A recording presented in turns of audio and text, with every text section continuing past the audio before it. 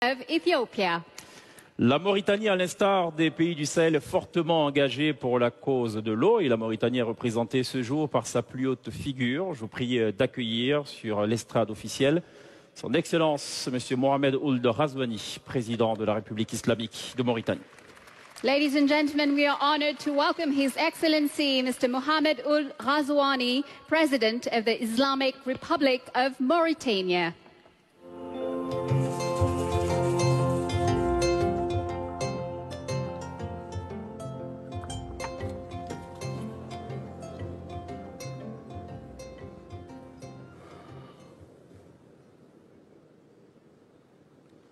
Excellences,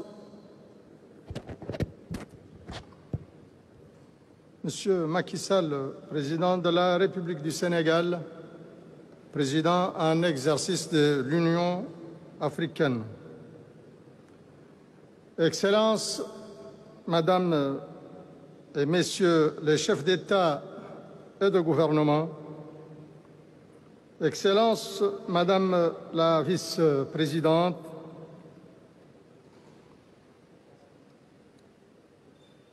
Monsieur le Président du Conseil mondial de l'eau,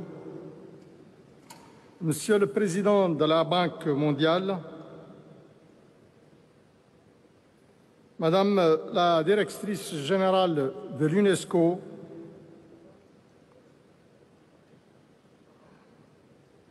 Monsieur le Directeur général de la Société financière internationale, Mesdames et Messieurs les représentants des institutions financières, Mesdames et Messieurs les organisateurs, honorables participants, je tiens tout d'abord à remercier mon ami et frère, Son Excellence Monsieur Macky Sall, Président de la République du Sénégal, Président en exercice de l'Union africaine, pour son aimable invitation, ainsi que pour la chaleur de l'accueil et la qualité de la légendaire teranga sénégalaise. Je voudrais aussi féliciter Son Excellence pour la parfaite organisation de cette 9e édition du Forum mondial de l'eau sous le thème la sécurité de l'eau pour la paix et le développement. Forum qui se tient pour la toute première fois en Afrique subsaharienne. Excellences, Mesdames et Messieurs, condition première pour l'émergence et la permanence de la vie, l'eau est une ressource absolument indispensable, requise en quantité et qualité appropriées pour l'avènement de la civilisation humaine et son développement dans la diversité de ses aspects et la multiplicité de ses dimensions. Or, non seulement les sources de cette eau, si précieuses, ne sont pas équitablement réparties entre les différents pays, ni à l'intérieur de chacun d'entre eux. Mais elles ne sont pas non plus inépuisables, même pour celles d'entre elles que le rythme des saisons et des cycles hydrologiques a ordinairement tendance à reconstituer.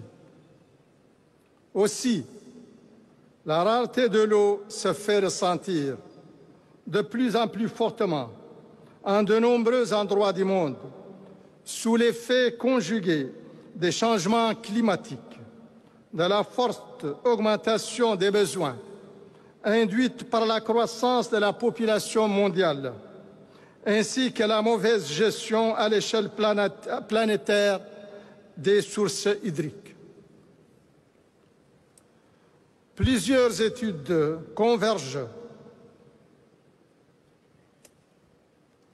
sur le fait que dans une dizaine d'années, si d'ici là, il n'y a pas de changement significatif dans notre approche de la problématique de l'eau, nous aurons, rien qu'en Afrique, des centaines de millions de personnes n'ayant pas un accès satisfaisant à l'eau potable et à l'assainissement. L'accès à l'eau potable constitue donc pour l'Afrique et pour l'humanité tout entière un véritable défi, qui n'est pas seulement un défi de survie, mais aussi fondamentalement un défi social, économique et politique. C'est là tout le sens du 6e objectif de développement durable, qui vise à assurer à l'horizon 2030 un accès universel à l'eau potable, à l'hygiène et à l'assainissement.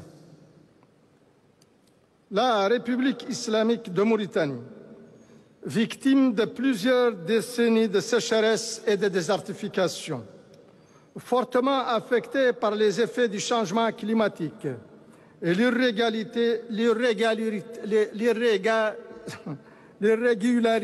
des précipitations, est confrontée, comme bien d'autres pays, aux défis relatifs à l'accès à l'eau et à l'assainissement, ainsi qu'à la mobilisation des ressources hydriques nécessaires à l'agriculture et à l'élevage.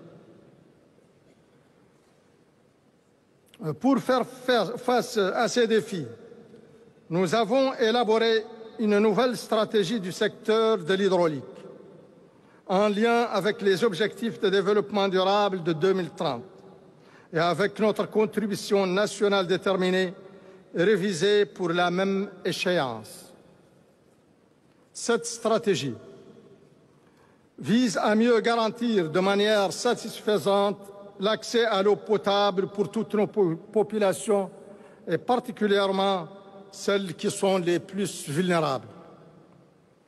Elle cible à cet effet, d'une part, l'amélioration de la connaissance des ressources hydriques exploitables, la rationalisation de leur utilisation, la mobilisation des financements requis pour la mise en place des infrastructures nécessaires et d'autre part, le renforcement de l'efficacité de la gestion commune des eaux du fleuve Sénégal, déjà exemplaire, et à bien des égards, dans le cadre de l'organisation de mise en valeur du fleuve Sénégal, dont on vient justement de célébrer le 50e anniversaire.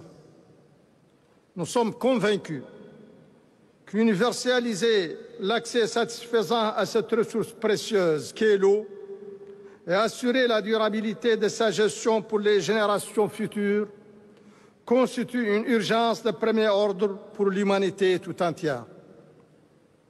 Il va nous falloir ensemble changer profondément notre perception de la valeur de l'eau, ainsi que nos modes de production, nos techniques d'irrigation et nos processus industriels afin de les rendre moins polluants et plus économes en eau.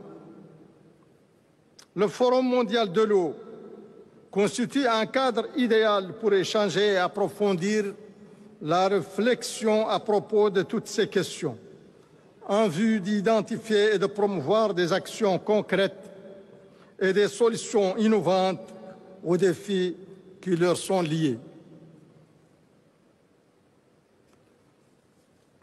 Je suis convaincu que cette 9e édition du dit Forum, par la qualité et la diversité de ses participants, apportera une contribution substantielle aux efforts déployés à l'échelle planétaire en vue de trouver les solutions les plus à même d'universaliser l'accès satisfaisant à l'eau potable et à l'assainissement et d'assurer une gestion durable des ressources hydriques disponibles.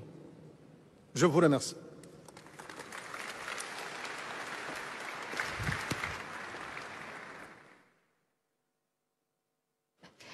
Thank you to His Excellency, Mr. Mohamed